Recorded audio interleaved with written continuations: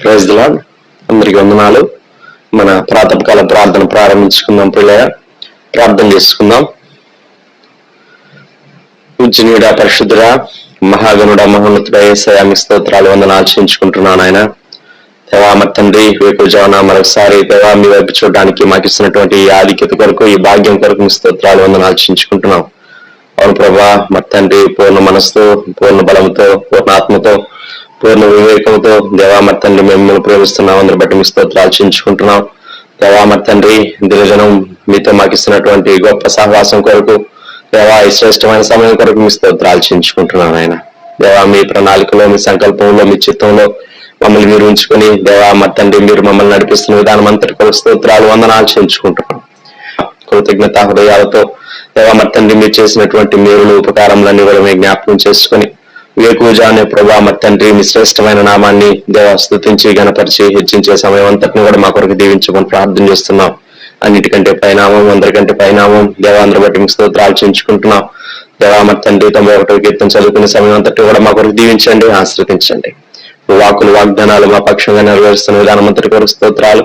మా తండ్రి ఈ దినం కొరకు కూడా ప్రభా మా తండ్రి మీ వాకులు వాగ్దానాలను చదువుకుంటూ ఉండగా మా పక్షంగా, మా కుటుంబీకుల పక్షంగా, సంఘ పక్షంగా గొప్పగా మీరు నెరవేర్చి మీ నామానికి మహిమ తెచ్చుకోమని ప్రార్థన చేస్తున్నాము. స్తోత్రాలు.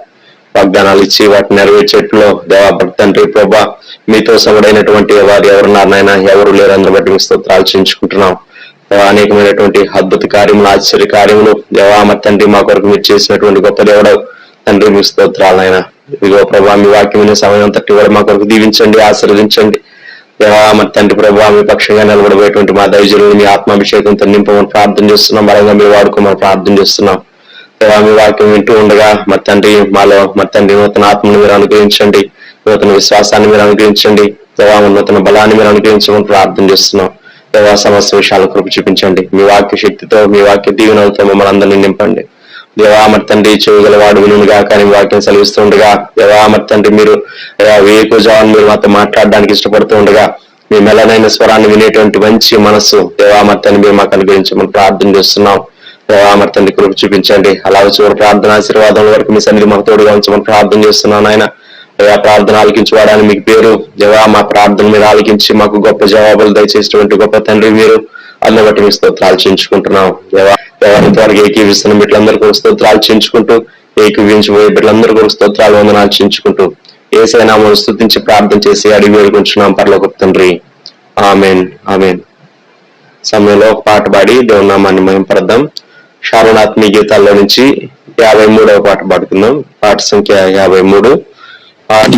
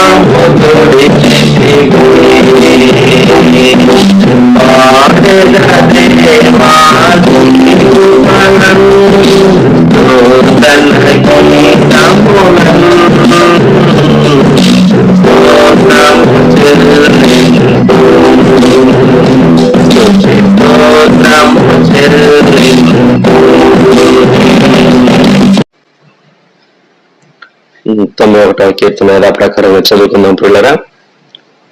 మహోన్నతుని చాటును నివసించేవాడే, సర్వశక్తి నీడను విశ్రమించేవాడు. ఆయనే నాకు ఆశ్రయము, నా కోట, నేను నమ్ముకున్న నా దేవుడిని, నేను యెహోవాని గూర్చి చెప్పుచున్నాను. వేటకాని ఊరిలో నుండి ఆయన నిన్ను విడిపించును, నాశనకరమైన తెగులు రాకుండా నిన్ను రక్షించును. ఆయన తన రెక్కలతో నిన్ను కప్పును, ఆయన రెక్కల క్రింద నీకు ఆశ్రయం కలుగును. ఆయన సత్యము కేడుమును డాలునైనది. రాత్రి వేళ కలుగు భయమునికైనను, పగటి వేళ ఎవరు బాణమునికైనను, చీకటిలో సంచరించే ఉత్తగైనకైనను, మధ్యాహ్నం మందు పాడు చేయు రోగములకైనను నీవు భయపడుకుందవు. నీ ప్రక్కన 1000 మంది పడినను, నీ కుడి పక్కన 10,000 మంది కూలినను అపాయం నీ ఎద్దుకు రాదు. నీవు కన్నులారా చూచుండగా భక్తిహీనులకు ప్రతిఫలం కలుగును. యెహోవా నీవే నా ఆశ్రయము అని నీవు మహోన్నతుడైన దేవుడు నీకు నివాసస్థలముగా చేసుకుని ఉన్నావు. నీకు అపాయం ఏమీ రాదు, ఏ తెగులును నీ గుడారము సమీపించదు. నీ మార్గములన్నిటిలో నిన్ను కాపాడుటకు ఆయన నిన్ను గూర్చి తన దూతలకు ఆజ్ఞాపించును. నీ పాదములకు రాయి తగలకుండా వారు నిన్ను తమ చేతుల మీద ఎత్తి పట్టుకుందరు. నీవు సింహములను, నాగుపామును త్రొక్కెదవు, కొదవ సింహములను, భుజంగములను అనగద్రొక్కెదవు. అతను నన్ను ప్రేమించున్నాడు గనుక నేను అతన్ని తప్పించదను. అతను నా నామం ఎరిగిన వాడు గనుక నేను అతన్ని గనపరచదను. అతను నాకు మొరపెట్టగా నేను అతనికి ఉత్తరమిచ్చదను. శ్రమలో నేను అతనికి తోడై ఉండదను. అతను విడిపించి అతన్ని గొప్ప చేసేదను. దీర్ఘాయు చేత అతన్ని తృప్తిపరచదను. నా రక్షణ అతనికి చూపించదను. ఆమెన్. సమయంలో మనం దేవుని వాక్యం విన్నాం పిల్లరా. దైవజంలో ప్రవేశంకులు గారు వచ్చి మనకి దేవుని వాక్యాన్ని అందిస్తారు. ప్రియమైన వారులారా, ఈ సమయంలో దేవుని గ్రంథంలో నుండి దానియేలు గ్రంథం 2వ అధ్యాయం 21వ వచనం చదువుకుందాం. ఆయన కాలములను సమయములను మార్చువాడై ఉండి రాజులను త్రోసివేయచ్చు, నియమించుచు ఉన్నవాడును, వివేకులకు వివేకమును, జ్ఞానులకు జ్ఞానమును అనుగ్రహించువాడునై ఉన్నాడు. అలాగే గలతీయులకు వ్రాయబడినటువంటి పత్రిక 6వ అధ్యాయం 9వ వచనం, మనము మేలు చేయుట యందు విసుకకు ఎందుము, మనము అలయక మేలు చేస్తేమేని తగిన కాలమందు పంట కోతుము. కాబట్టి మనకు సమయము దొరికిన కొలది అందరి ఎడలను, విశేషముగా విశ్వాస గృహమునకు చేరిన వారి ఎడలను మేలు చేయదుము. ప్రార్థన. ప్రియ ప్రభువా, ఈ సమయంలో మీరు మా కొరకు ఈ వాక్య భాగములను మా కొరకు దీవించమని యేసుక్రీస్తు ప్రభువారి శ్రేష్టమైన నామములో వేడుచు ఉన్నాము తండ్రి. ఆమేన్. ఈ సమయంలో కాలములు, సమయములు అనేటటువంటి అంశం నేను మీకు గుర్తు చేయాలని ఉద్దేశిస్తూ ఉన్నాను. కాలములు, సమయములు. ఈ చేంజెస్ టైమ్స్ అండ్ సీజన్స్. దేవుడు కాలాన్ని, సమయాన్ని తన స్వాధీనంలో ఉంచుకున్నాడు. ఆయన వాటిని మార్చేటటువంటి దేవుడు. మరి ఎఫ్సి పత్రికలో మీరు సమయాన్ని సద్వినియోగం చేసుకోండి, రిడీమ్ ద టైం అని వ్రాయబడి ఉన్నది. ఈ రెండింటిని మనము సమన్వయపరుచుకుని మనం గ్రహించవలసినటువంటి సత్యం ఏంటి, లేక మనం గ్రహించవలసినటువంటి విషయాలు ఏంటి అని ఈ సమయంలో క్లుప్తంగా మనము ధ్యానం చేయబోతూ ఉన్నాం. మానవుని జీవితంలో సహజంగా బాల్యము, యవనము, కౌమారము, వార్ధక్యము 4 దశలను గురించి మనం మాట్లాడుతూ ఉంటాం. ఇంకా చాలా టెక్నికల్గా, సైంటిఫిక్గా చెప్పాలంటే 6 దశలు లేక 7 దశలు. తల్లి గర్భములో ఊమ్లో ఉండగా అప్పటి నుండి తరువాత వారు ఆ ప్రెగ్నెన్సీ టైం అంతటిని, తరువాత టోడ్లర్గా ఉన్నప్పుడు, అలాగూ అర్లీ పుబర్టీ, ఇలాగూ ఇవన్నీ క్లాసిఫై చేసి 7 వర్గీకరణలు చేసేటటువంటి వారు ఉన్నారు. మానవుని జీవితంలో ఆయా వయ పరిమాణాలు ఉంటూ ఉన్నాయి. ఒకసారి ఒక ఏజ్ దాటి వచ్చిన తర్వాత మళ్ళా ఆ ఏజ్ మనకు తిరిగి రాదు కదా.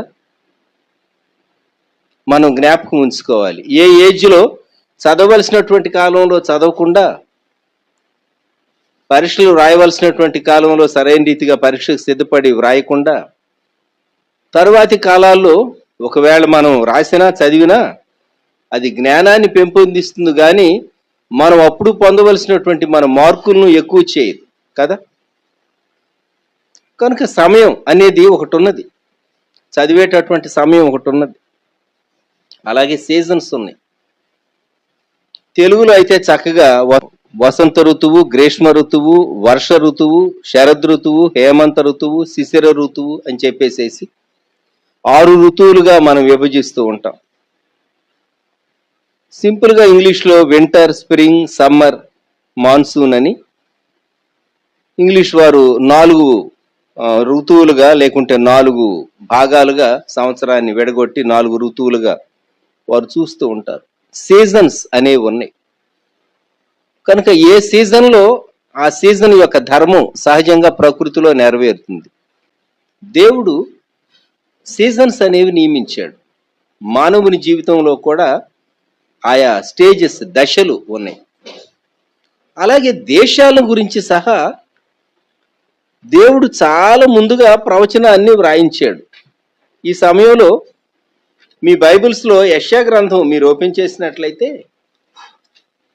యెషయా గ్రంథంలో దేవుడు కొన్ని దేశాలను గురించినటువంటి ప్రవచనాలు దేవుడు వ్రాయించినటువంటి భాగాన్ని దయచేసి జ్ఞాపకం చేసుకోవటానికి మనం ప్రయత్నం చేద్దాం.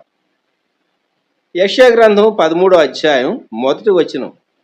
ఆమోజు కుమారుడైన యెషయాకు బబులోను గూర్చి ప్రత్యక్షమైన దేవోక్తి. బాబిలోన్. బాబిలోన్ చాలా ప్రాముఖ్యమైనది, గుర్తుపెట్టుకుందాం. బైబిల్ ప్రాఫెసీకి, ఈ దినాల్లో జరిగే వాటికి, అనేక విషయాలకు దేవుడు ముందుగా చెప్పినటువంటి ప్రవచనాలు నెరవేరుతూ ఉన్నాయి అనే అంశం మనం జ్ఞాపకం పెట్టుకోవాలి. అలాగే యెషయా 14వ అధ్యాయం వచ్చేసరికి 1వ వచనంలో, ఏలయనగా యెహోవా యాకోబునందు జాలిపడును, ఇంకను ఇశ్రాయేలును ఏర్పరచుకొనును అని ఇశ్రాయేలీయులను గురించి దేవుడు చెప్పినటువంటి ప్రవచనం ఉన్నది. ఇదే 14వ అధ్యాయంలో సాతానును దేవుడు భూమి మీద మానవులకు అంచె తీర్పు తీర్చక మునిపే సాతానును పాత నరకాగ్నికి పంపించి వేస్తాడు. మనము ప్రకటన గ్రంథంలో ఏం చూస్తామంటే, ప్రకటన గ్రంథం 19వ అధ్యాయం 20వ వచనంలో, అప్పుడు ఆ మృగమును దాని ఎదుట సూచక క్రియలు చేసి దాని ముద్రను వేయించుకొనిన వారిని, ఆ మృగపు ప్రతిమకు నమస్కరించిన వారిని మోసపరిచిన అబద్ధ ప్రవక్తయు పట్టబడి వారిద్దరు గంధకముతో మండు అగ్నిగుండములో ప్రాణముతోనే వేయబడిరి. 20వ అధ్యాయం 10వ వచనం. వారిని మోసపరిచిన అపవాది అగ్ని గంధకములు గల గుండములో పడవేయబడిను, అచ్చట క్రూర మృగమును అబద్ధ ప్రవక్తయు ఉన్నారు, వారు యుగయుగములు రాత్రింబగళ్ళు బాధింపబడుతారు. అగ్నిలోనికి, నరకాగ్నిలోనికి వెళ్ళేటటువంటి మొదటి వ్యక్తులు బీస్ట్ అండ్ ఫాల్స్ ప్రాఫిట్, క్రూర మృగము, అబద్ధ ప్రవక్త. ఆ తరువాత అపవాది, సాతాను. సో దేవుడు యెషయా గ్రంథం 14వ అధ్యాయంలోనే సాతాను యొక్క అంతమును గూర్చి దేవుడు ఇలాగూ వ్రాయించాడు. 14:14 మేఘమండలం మీదికి ఎక్కుదును, మహోన్నతునితో నన్ను సమానునిగా చేసుకొందును అని నీవు మనస్సులో అనుకొంటివి కదా, నీవు పాతాళమునకు, నరకములో ఒక మూలకు త్రోయబడితివే. నిన్ను చూచువారు నిన్ను నిదానించి చూచుచు ఇట్లు తలపోయిదురు. భూమిని కంపింపజేసి రాజ్యములను వణికించిన వాడు ఇతడేనా? లోకమును అడవిగా చేసి దాని పట్టణములను పాడు చేసిన వాడు ఇతడేనా? తాను చెరపట్టిన వారిని తమ నివాస స్థలమునకు పోనీయని వాడు ఇతడేనా అని సాతానును చూచి మనుషులు అనుకుంటారట. అది ముందే దేవుడు యెషయా గ్రంథం 14వ అధ్యాయములో ముందే వ్రాయించాడు. అలాగే 15వ అధ్యాయం వచ్చేసరికి మోయాబును గూర్చి వ్రాయబడింది ప్రవచనం. 16వ అధ్యాయం కూడా మోయాబును గూర్చినటువంటి ప్రవచనమే. ఆ తర్వాత 17వ అధ్యాయం 1వ వచనంలో దమస్కును గూర్చిన దేవోక్తి, డెమాస్కస్. దేవుడు ముందుగానే ఈ దినాల్లో ఏం జరుగుతూ ఉన్నదో, ఈ దినాల్లో జరుగుతూ ఉన్న దాన్ని ఎప్పుడో యేసుక్రీస్తు ప్రభువుకు ముందే, యేసుక్రీస్తు ప్రభు జన్మించడానికి మునిపే ప్రవక్త అయినటువంటి యెషయా ద్వారా దేవుడు చేపించిన ప్రవచనాలను మనం సరిపోల్చి స్టడీ చేయగలిగితే మనం చాలా ఆశ్చర్యపడవలసి వస్తుంది. దేవుడు తన అనంత జ్ఞానంతో ముందుగానే ప్రపంచ దేశాలకు ఏమి సంభవిస్తుందో దేవుడు ముందే వ్రాయించి పెట్టాడు అనే మాట మనం జ్ఞాపకం చేసుకోవాలి. అలాగే 18వ అధ్యాయం వచ్చేసరికి ఓహో కూషు నదుల అద్దరిని తటతట కొట్టుకొనుచున్న రెక్కలు గల దేశమా అని ఉన్నది. ఇది ఏన్షియంట్ ఇథియోపియాను గురించి చెప్పబడిన మాట. ఇప్పుడు నవీన కాల ఇథియోపియాను గురించి కాదు, ఏన్షియంట్ ఇథియోపియా అది కొంచెం వేరు. దానిని గురించి చెప్పబడినటువంటి ప్రవచనం అని బైబిల్ పండితులు అభిప్రాయపడుతూ ఉంటారు. 19వ అధ్యాయం వచ్చేసరికి ఐగుప్తును గూర్చిన దేవోక్తి, ఈజిప్ట్ను గూర్చి దేవుడు ముందే ప్రవచనం చెప్పించాడు. తరువాత 21వ అధ్యాయం సముద్ర తీరమునున్న అడవి దేశమును గూర్చిన దేవోక్తి. అడవి దేశము ఇది పర్షియన్ గల్ఫ్, ఆ ప్రాంతాలను గూర్చి చెప్పబడినటువంటి ప్రవచనం అని బైబిల్ పండితులు అభిప్రాయపడుతూ ఉంటారు. అలాగే యెషయా గ్రంథం 22వ అధ్యాయం 1వ వచనంలో దర్శనపు లోయను గూర్చిన దేవోక్తి. దర్శనపు లోయ జెరూసలేం ప్రాంతాన్ని గూర్చి చెప్పబడినటువంటి మాటలు. దర్శనపు లోయ. 23వ అధ్యాయం వచ్చేసరికి తూరును గూర్చిన దేవోక్తి. టైర్, హీరాము రాజు తూరు దేశానికి చెందినవాడు. సో తూరు ఆ ప్రాంతం అంటే ఇప్పుడు సైప్రస్ అని మనం పిలిచేటటువంటి ఆ ప్రాంతాలు అందాం మనం. ఇలాగూ దేవుడు అనేక దేశాలను గూర్చి దేవుడు చాలా ముందుగా ప్రవచనం చెప్పించాడు. మరి దేవుడు ఇంత ముందుగా చెప్పించాడు, కాలాలు ఎలా ఉంటాయో చెప్పించాడు, దేశాల యొక్క పరిస్థితులు ఎలాగూ ఉంటాయో చెప్పించాడు, ప్రపంచం యొక్క గమనం ఎలాగుంటుందో దేవుడు ముందే చెప్పించాడు. మరి మానవుని యొక్క బాధ్యత ఏంటి? మనం ఆలోచించవలసినటువంటి ప్రశ్న.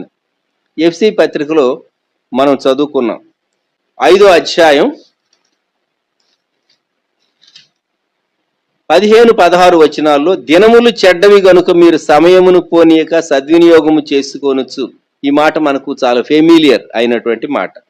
అజ్ఞానుల వలె కాక జ్ఞానుల వలె నడుచుకున్నట్లు జాగ్రత్తగా చూసుకొనడి.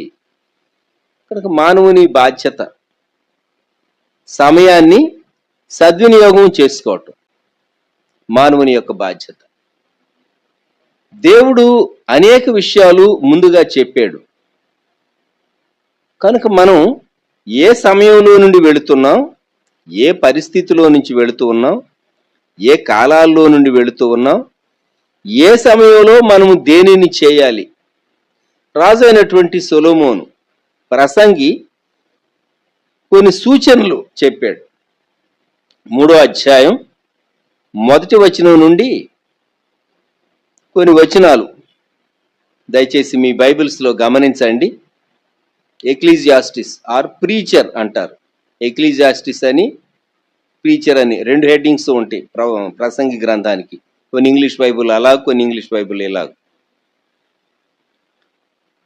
ప్రసంగి గ్రంథం 3వ అధ్యాయం 1వ వచనం నుండి ప్రతిదానికి సమయము కలదు, ఆకాశము క్రింద ప్రతి ప్రయత్నమునకు సమయము కలదు, పుట్టుటకు చచ్చుటకు, నాటుటకు నాటబడిన దాన్ని పెరికివేయుటకు, చంపుటకు బాగు చేయుటకు, పడగొట్టుటకు కట్టుటకు, ఏడ్చుటకు నవ్వుటకు, దుఃఖించుటకు నాట్యమాటకు, రాళ్లను పారవేయుటకు, రాళ్లను కుప్పవేయుటకు, కౌగలించుట మానుటకు, వెదకుటకు, పోగొట్టుకొనుటకు, దాచుకొనుటకు, పారవేయుటకు, చింపుటకు, కుట్టుటకు, మౌనముగా ఉండుటకు, మాటలాడుటకు, ప్రేమించుటకు, ద్వేషించుటకు, యుద్ధము చేయుటకు, సమాధాన పట్టుటకు, ఇన్ని తాను చెప్పాడు. 8వ వచనం వరకు చదివినట్లయితే ప్రతిదానికి సమయం ఉన్నది. మనం ఒక పని చేయవలసిన సమయంలో కరెక్ట్గా దానికి ఆపోజిట్ ఉల్టా చేస్తే, నాటవలసిన సమయంలో మనం నాటకుండా పంట కోసే సమయంలో పంట రావాలని ఎక్స్పెక్ట్ చేస్తే అది పొరపాటు అవుతుంది. నాటే సమయం ఉన్నది కదా, నాటబడిన దాన్ని పెరికి వేసే సమయం ఉన్నది. ఎప్పుడు? పంట పండిన తర్వాత ఆ నాటబడినటువంటి వాటిని మరి రిమూవ్ చేయాల్సి ఉంటుంది, కోత కోస్తారు, అది పెరికి వేయటం ఒక విధంగా. ప్రతిదానికి there is time for everything. అయితే ఏది ఏ సమయము అని ఎలాగూ గ్రహించగలము? సహజ జ్ఞానాన్ని బట్టి మానవుడు కొంత మటుకు గ్రహిస్తాడు. సహజ జ్ఞానం కొన్ని మార్లు చాలదు, దేవుడు అనుగ్రహించేటటువంటి జ్ఞానం కావాలి. దేవుడు అనుగ్రహించే జ్ఞానం కావాలి అంటే దేవునితో వ్యక్తి సహవాసం చేయాలి. దేవునితో సహవాసం చేసినప్పుడు దేవుడు చెప్తాడు, ఇది ఈ సమయం, ఇది నీవు చేయి. కొన్ని మార్లు దేవుడు చెప్పింది మనకు అర్థం కాదు, అయినా లోబడితే మనం అద్భుతం చూడగలం. విశ్వాసులు తమ జీవితంలో అనేక అద్భుతాలు చూడలేకపోవటానికి కారణం ఏంటంటే, దేవుడు చెప్పింది మనకు అర్థం కాలేదు. మన సహజ జ్ఞానాన్ని బట్టి, మన రీజనింగ్ని బట్టి మనం నడిపించబడ్డాం. అందును బట్టి మనకు కొన్ని విషయాలు అర్థం కాలేదు. కొందరు చెప్పినా మనం వినలేదేమో, మన ఆలోచనే సరైనది అని మనం అనుకుని ఉంటాం. దాన్ని బట్టి మనం తీసుకునే నిర్ణయాలు, చేసినటువంటి పనులు మనకంత ప్రయోజనకరంగా ఉండుండవు. మనం చాలా సంవత్సరాలు అయిన తర్వాత నేను అప్పుడు ఆ నిర్ణయం తీసుకుని ఉండవలసింది కాదు అని అప్పుడు మనం ఆలోచిస్తూ ఉంటాం. దానివల్ల ఏం ప్రయోజనం? సమయం గడిచిపోయింది, కాలాలు గడిచిపోయినాయి, దశాబ్దాలు గడిచిపోయినాయి, సంవత్సరాలు గడిచిపోయినాయి. గడిచిపోయిన సంవత్సరాలను, అవకాశాలను తిరిగి మనం తెచ్చుకోగలమా? అందుకే దేవునితో సహవాసం చేసేటటువంటి వ్యక్తి మాత్రమే ఏ సమయంలో ఏది చేయాలి, కట్టే సమయం ఏది, నాటే సమయం ఏది, పెరికి వేసే సమయం ఏది, చింపే సమయం ఏది, కుట్టేటటువంటి సమయం ఏది, ఏదైనా సరే సీజన్స్ ప్రతిదానికి మనం గ్రహించాలి అంటే దేవుని ఆత్మ ద్వారా మాత్రమే దేవుని సన్నిధిలో కనిపెట్టుకున్నటువంటి వ్యక్తి తను అర్థం చేసుకోగలడు. లోకంలో సహజంగా కుటుంబాల్లో చిన్న బిడ్డలు ఎదుగుతూ ఉంటారు. బిడ్డలు ఎదిగేటప్పుడు వారికి ఆ సంవత్సరాల యొక్క విలువ వారికి అర్థం కాదు. ఎదిగి ఎవరి ఉద్యోగాలు, ఎవరి కుటుంబాలు, ఎవరి బాధ్యతలు ఎక్కడెక్కడో ఉన్నప్పుడు అప్పుడు వారికి చైల్డ్హుడ్ మెమరీస్ చాలా స్వీట్గా ఉంటాయి. వారు అనుకుంటారు, ఆ సంవత్సరాలు అంత ప్రశస్తమైనవని నాకు అప్పుడు అర్థం కాలేదే. మనకు అర్థమైనా కాకపోయినా ఆ స్టేజ్ మనం దాటి వచ్చేసేసాం.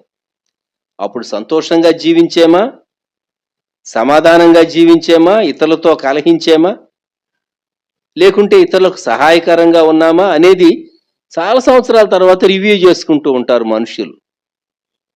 కొంతమంది, ఎక్కువ మంది పిల్లలు ఉన్నటువంటి కుటుంబాల్లో అన్నీ నాకే కావాలని కోరుకునే వాళ్ళు కొందరు ఉంటారు. నేనే మిగిలిన వారందరిలో ఫస్ట్ ఉండాలని కొందరు కోరుకుంటూ ఉంటారు. బెస్ట్ థింగ్స్ అన్ని నాకే అని కొందరు కోరుకుంటూ ఉంటారు. బహుశా చాలా సంవత్సరాల తర్వాత వారు రిగ్రెట్ అవుతారేమో కానీ, బట్ అయిపోయింది ఆ కాలం. కలిసి పిల్లలుగా ఉండి ఎదిగినటువంటి కాలం అయిపోయింది. మీరు స్కూల్లో చదువుకునేటటువంటి సంవత్సరాలు, కాలేజీలో చదువుకునే సంవత్సరాలు, లేక హాస్టల్లో మీరున్నటువంటి సంవత్సరాలు, ఆ పీరియడ్ అయిపోయిన తర్వాత అవి మరలా తిరిగి రావు కదా. ఆ జ్ఞాపకాలు అవి మెమరీస్ మాత్రమే మిగిలిపోతాయి. మనకు కొన్ని సమయాలు, కొన్ని అవకాశాలు దేవుడు ఇచ్చినప్పుడు మనం వాటిని సద్వినియోగం చేసుకోవాలి. దేవుడు నీ కొరకు కొన్ని సిచ్యుయేషన్స్, కొన్ని ఆపర్చునిటీస్ వర్కౌట్ చేస్తాడు. వర్కౌట్ చేసి కొన్ని విషయాలు నీతో చెప్తాడు. మనకు అర్థం కాకపోవటం కానీ, లేక అర్థమైనా మనం లోబడకపోవటం కానీ, లేకుంటే దేవుడు ఎప్పుడు ఈ డోర్ మన కొరకు ఓపెన్ చేసి ఉంచుతాడులే అని అనుకోవటం కానీ, ఇటువంటివి ఎన్నో దేవుని చిత్తం మనం నెరవేర్చకుండా ఉండటానికి, ఇంకా బెటర్గా మనం దేవుని కొరకు ముందుకు సాగకుండా ఉండటానికి కారణం కావచ్చు. కొన్ని మార్లు మన జీవితంలో కొన్ని అవకాశాలు వస్తూ ఉంటాయి. ఆ అవకాశాలు దేవుని చిత్తం తేటగా గ్రహించి అవకాశాన్ని మనం సద్వినియోగం చేసుకుంటే దేవుడు మనల్ని నడిపించే పద్ధతి వేరుగా ఉండవచ్చు. ఉదాహరణకు పేతురు భక్తుని జీవితంలో మిద్దె మీద తనకు దర్శనం కలిగింది. పేతురు లేచి చంపుకొని తిను అని దేవుడు చెప్పాడు. ఆ మిద్దె మీద దర్శనం పేతురు కలిగినప్పుడు వద్దు ప్రభువా, వద్దు ప్రభువా, వద్దు ప్రభువా అన్నాడు. ముమ్మారు దేవుడు తనతో మాట్లాడిన తర్వాత అపోస్తల కార్య గ్రంథంలో ఆ భాగంలో మనం ఏం చూస్తామంటే ఆ దుప్పటి పైకెత్తబడింది. శతాధిపతి సెంచూరియన్ కొర్నేలియస్ పేతుని పిలిచి సువార్త చెప్పించుకోవటానికి మునుపు జరిగినటువంటి సంఘటన అని అపోస్తల కార్యం 10వ అధ్యాయం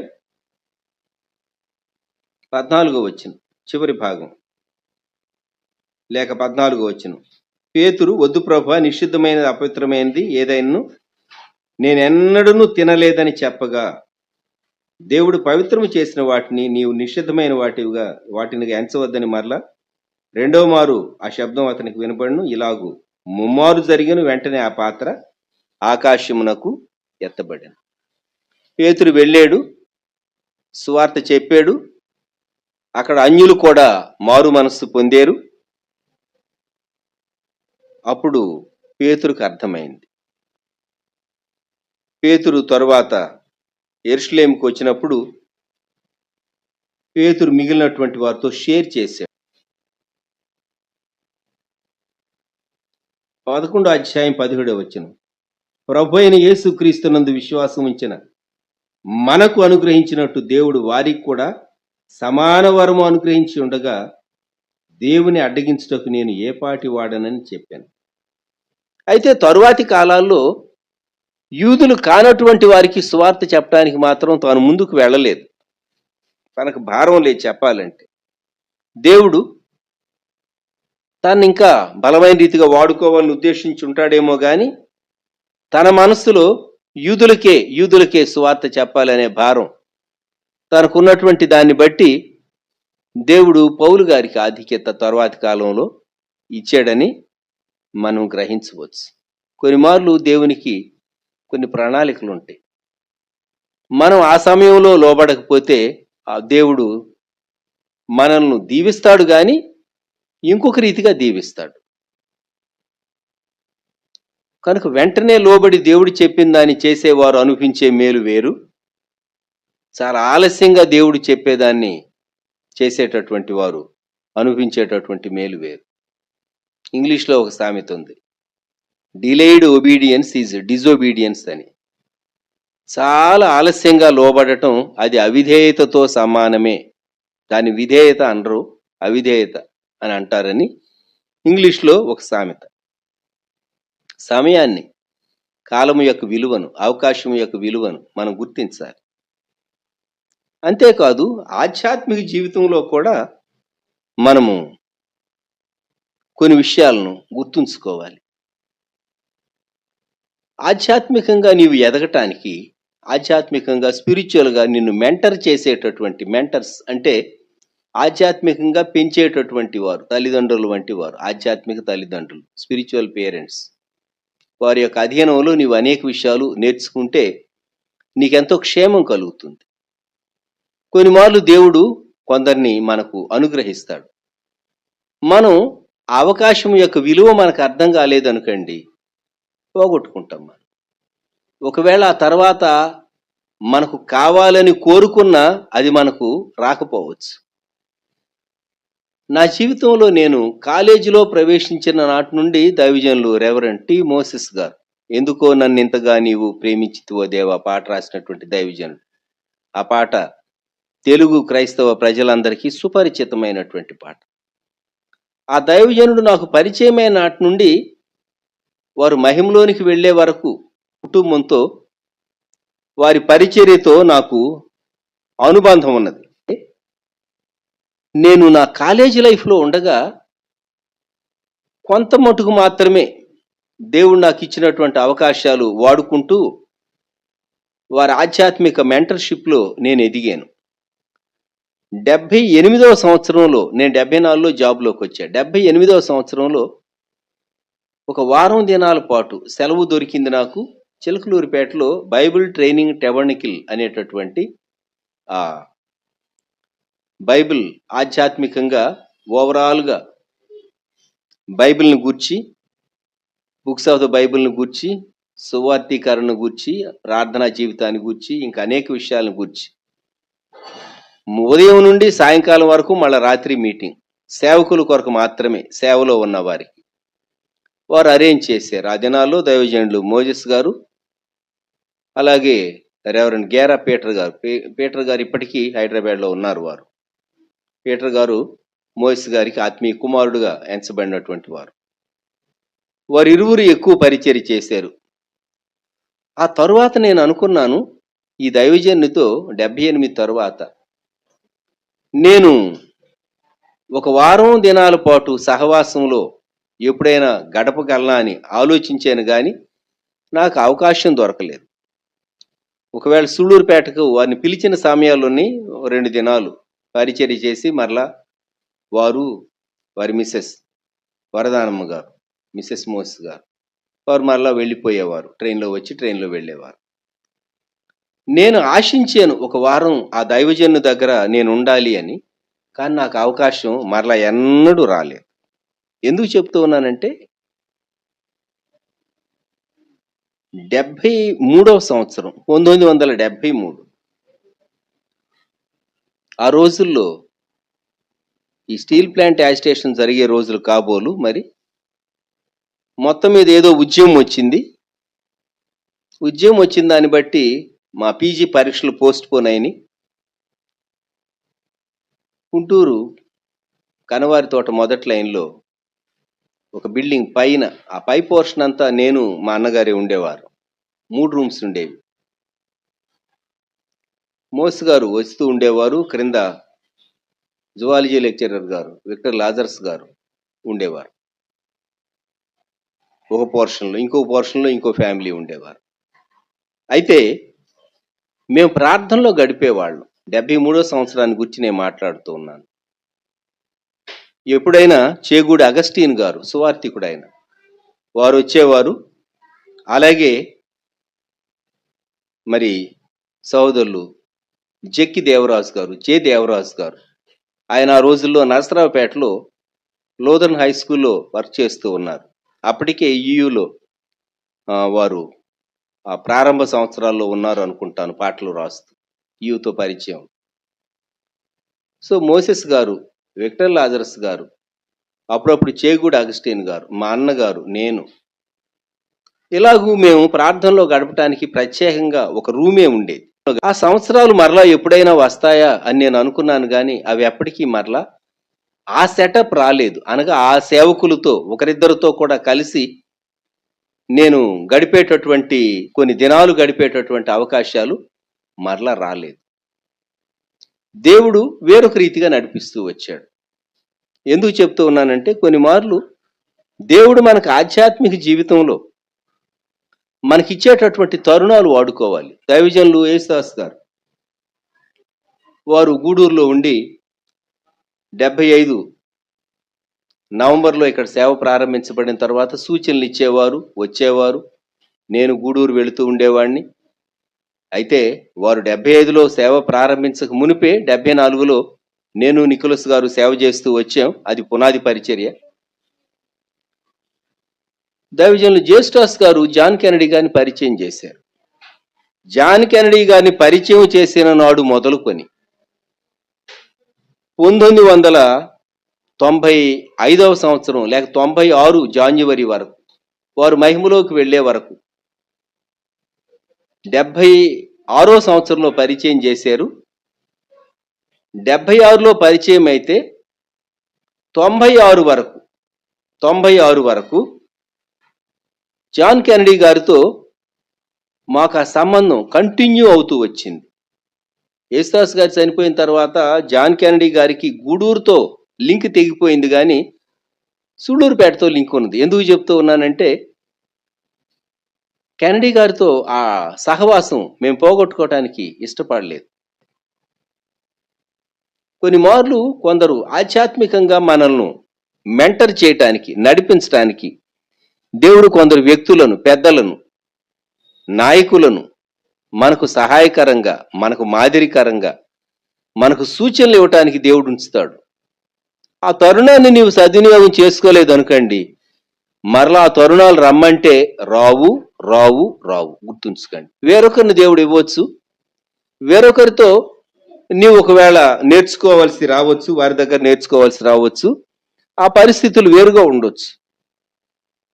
సరే, ఇప్పుడు ఈ రోజుల్లో నీవు సువార్త ప్రకటించడానికి ధైర్యంగా ఒక గ్రామానికి వెళ్ళి సువార్త ప్రకటించగలవా? వీధుల్లోనికి వెళ్ళి చెప్పగలవా? పరిస్థితులు అనుకూలించవు.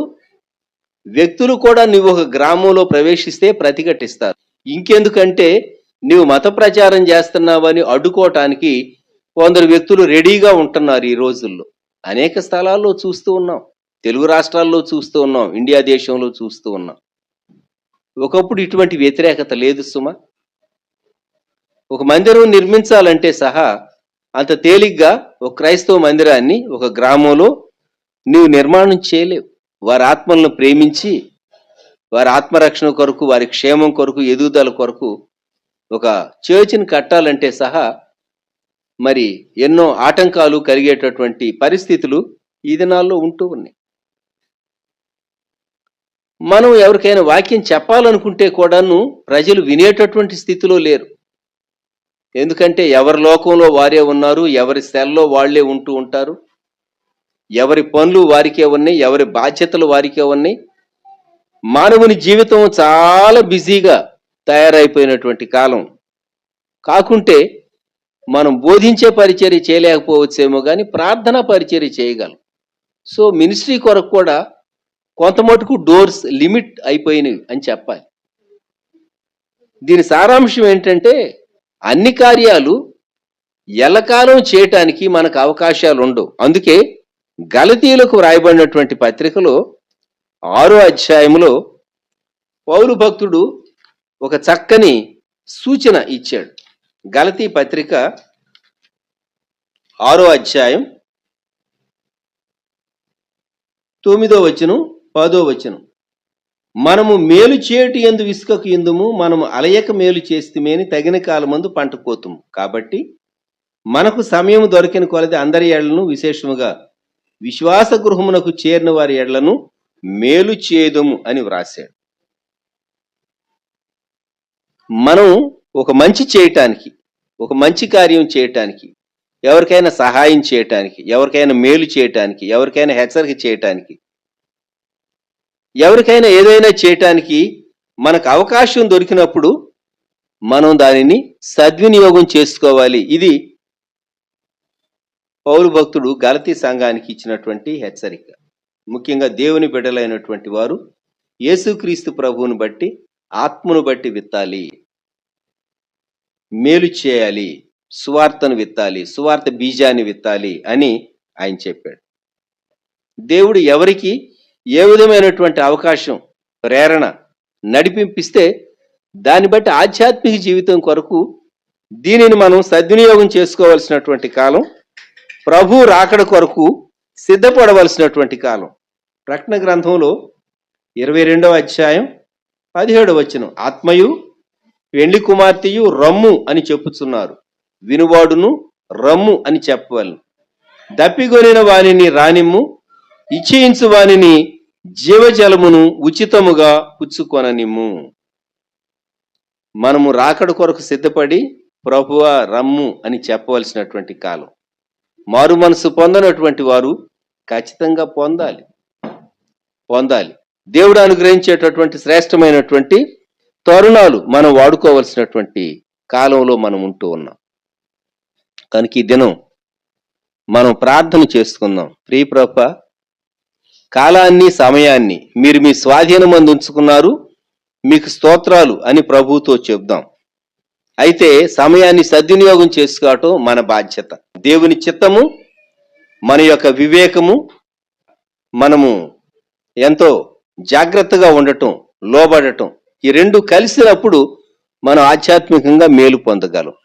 ఈ సమయంలో ప్రార్థన చేసుకుందాం, తలలు వంచుదాం. ప్రేమగల మా తండ్రి, పరిశుద్ధ ప్రభువా, మరొకసారి మేము ఏ పరిస్థితుల్లో నుండి, ఏ సీజన్స్ లో నుండి, ఏ ఏజ్ లో నుండి తండ్రి మేము వెళుతూ ఉన్నాము, ఏ కండిషన్స్ లో నుండి మేము వెళుతూ ఉన్నాము, ఏ ప్రజల మధ్య మేము ఉంటూ ఉన్నాము, వీటన్నిటిని మేము సరైన రీతిగా గ్రహించగలిగినట్లు మీరు మాకు సహాయం దయచేయండి. మీ ఆత్మ ద్వారానే మాకు కృప అనుగ్రహించండి. దేవా, సహాయం చేయండి, కృప చూపండి, బలపరచండి. కాలాన్ని మేము గ్రహించడానికి కృప దయచేయండి. ప్రతిదానికి సమయం ఉన్నదని ప్రసంగి గ్రంథం 3వ అధ్యాయములో ఏది ఏ సమయమో గుర్తించేటటువంటి మెళకువ మీరు మాకు అనుగ్రహించమని ప్రార్థన చేస్తూ ఉన్నాం. ఈ సమయంలో మానవ అందుబాటులో ధ్యానించినటువంటి అంశములన్నిటినీ తండ్రి మా కొరకు దీవించి బలపరచండి. యేసుక్రీస్తు ప్రభువారి శ్రేష్టమైన నామములో ప్రార్థించి స్తుతించి వేడుచూ ఉన్నాము తండ్రి, ఆమేన్. మన ప్రభువైన యేసుక్రీస్తు వారి కృప, దేవుని ప్రేమ, పరిశుద్ధాత్మని అన్యోన్య సహవాసం సదాకాలం సంఘమునకు తోడై ఉండును గాక. ఆమేన్.